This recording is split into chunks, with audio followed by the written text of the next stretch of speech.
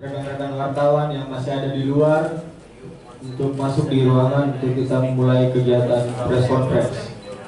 Bagi teman-teman yang sudah ada di dalam ruangan, silakan untuk mencari posisi.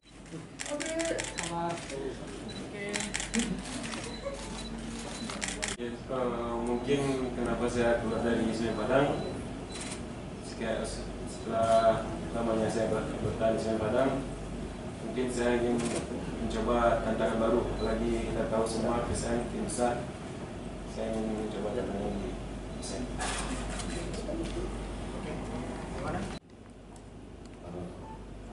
First, when I came, I was young. I was younger than now, maybe 4 or 5 years ago. Now I'm more mature and more experienced in Asia. So, and everybody knows how the Indonesian league is now compared to before. More friends, more facilities, and better level than before, which is made me interested more. And I feel that I know more about the country since I played in Malaysia. So that's it. I took a new challenge and to be here for this club, and maybe inshallah we win something and we all be successful. Thank you.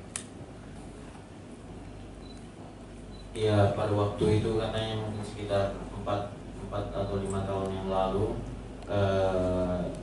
saya masih muda pada saat trial di sana dan saya belum terlalu tahu banyak tentang sepak bola Indonesia.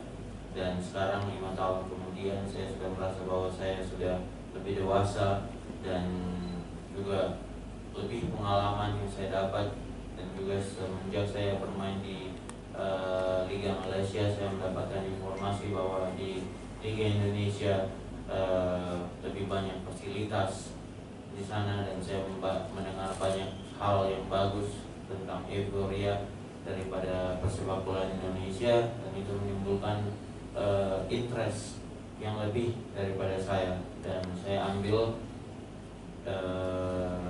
challenge ini dan untuk kedepannya. Saya mau jawab pertanyaan dari wartawan Indo Sport. Kalau masalah persaingan itu bagi saya pribadi nggak terlalu apa ya. Penting kita kerja keras buat bikin PSM ke arah yang lebih baik, insyaallah.